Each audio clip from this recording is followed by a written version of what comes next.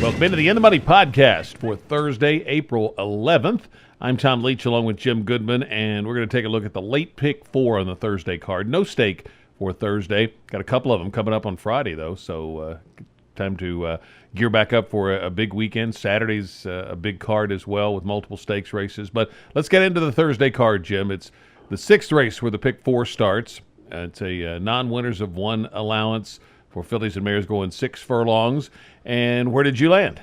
This one was really easy for me. I think that this horse is a standout. I look at two different things that I look at quite often, and one thing is the number of wins that a horse has in various condition races. So if you look at the 8 horses, all of them have one win except number one, and We Need to Talk has 3 wins. Obviously, at lower levels, it don't knock her out of this condition, but she has 3 wins. 2 of them at fairgrounds, 1 on the turf, 1 on a sloppy track. Very consistent and versatile horse. And the other thing is that a guy named Javier Castellano takes the mount, and he is through Sunday is 9 for 17 at the Keeneland meet. If he winds up 53%, I guarantee you he'll break all kinds of records here, including Pat Day's record. So Castellano on the one horse with 3 wins versus 1. You can figure out I'm going to single that horse when we get to pick 4. I think Sagaro Row, the 5 horse for Michael Stidham, is interesting. Off a year layoff, she ran in the Fairground Oaks in March of 2018. Been off for over a year. Obviously got some ability, but I don't like a horse coming in off a 13-month layoff. Ben Colebrook has the 6 Data Damsel, and Dale Romans has Shackelford County. But I think this race goes through We Need to Talk for one horse. I ended up trying to beat the 1 with East Moon because I initially wrote down the 1, and then I changed to East Moon for 2 reasons. A little more speed, and it doesn't seem like there's a lot of that in this race. And the horse has done well at Keeneland. 2 starts, a win, and a second. So I'm going to try to beat We Need to Talk, who I figure is going to be a pretty solid favorite, with East Moon. But I think those 2 are really strong in here. Some of the others you mentioned, Data Damsel, Seguro Row, the 5. 4 classy music for Kenny McPeak has run well here before, so I could see considering that one as well. But East Moon over We Need to Talk for me in the 6th.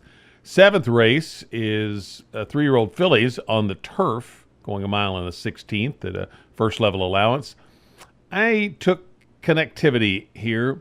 That 81 buyer figure in the debut was strong, and then into a grade 3 stake. That didn't go so well, but I'll forgive that on an ambitious move.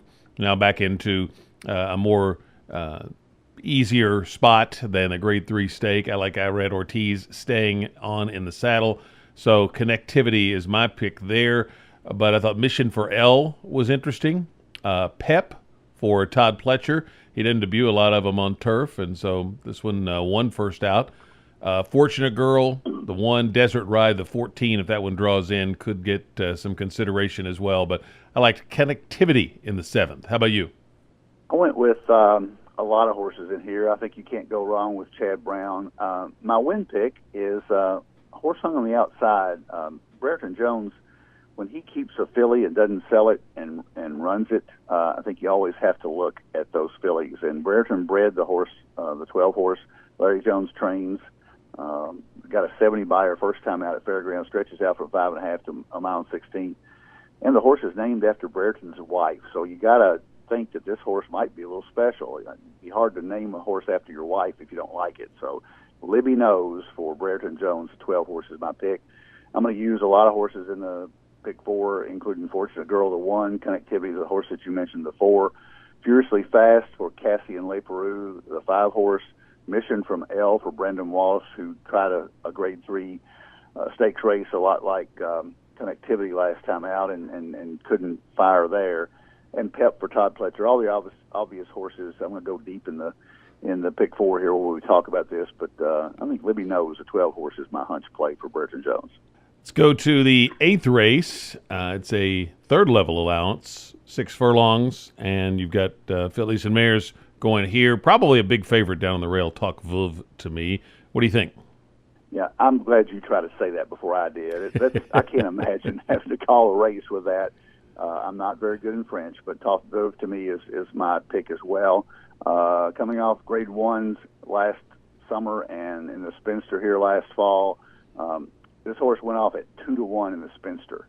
I think she might be a big favorite here in allowance optional claimer. So this is a race that looks too obvious to me. The one horse that I think, if Talk Veuve to me needs the race, there's a very good possibility she will, not being run since October. I think Upset Brewing, a aptly named horse for Buff Bradley, 3 wins lifetime and 10 second place horses, 10 second place finishes. So if you're working the race inside the race, you might want to key this horse second because she always almost gets there. And on the Keeneland track, but she did run second here in a similar spot back in October. So Upset Brewing would be my only other opportunity here to beat the favorites. I started to single Talk Veuve to me, and then I thought, with this layoff, if she's a little short, then there's the rest of them. I could see almost anybody winning, so I decided to spread a little bit in here and try to narrow down in another spot. So Talk Veuve to me is the win pick off that class edge. I thought Treble was interesting, coming off a race and ran pretty well against Amy's Challenge last out, who nearly won a stake here on Saturday coming off Oaklawn. Awestruck for Rusty Arnold, really likes the Keeneland track. And then Everyone Loves Jimmy for Ian Wilkes, looked like it, who was a horse with some stakes potential last year.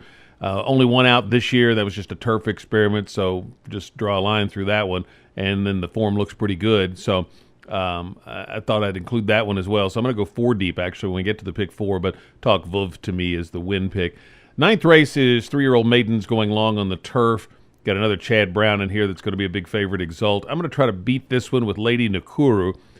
The 2019 debut, his third start, equaled the best of the 2 races he had last year. Vicky Oliver, 17% second start off this kind of layoff. She's done well with limited starters so far at the meet. And Joel Rosario signing on to Ride caught my attention. So Lady Nakuru is the win pick over Exalt for Chad Brown. If you want to go deeper, Rock On Kitten the 1, 3rd edition the 7. How about you?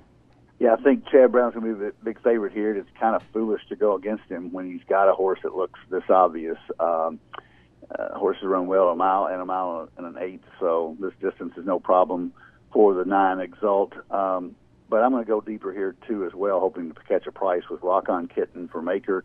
Eons for Arnaud Delacour may have a better move. I like horses coming off the Tampa turf. Lake Nakuru, who you mentioned, 3rd edition, who you mentioned. Gunslinger is interesting to me because they brought him over here and they put him in the With Anticipation at Saratoga right off the bat. Got a little action on the tote board, was 12-1. Hadn't run since then, but they obviously thought the form fit over here. Going to be a long shot, but I think that you might want to put him in just for a chance at a price. And then Chavez, the 12 horse. So I'm going to go deep in here.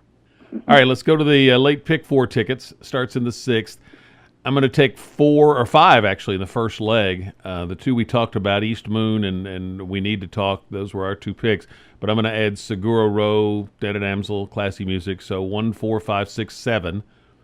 I'm going to stand with 3 horses in the next leg, 4, 8, 10.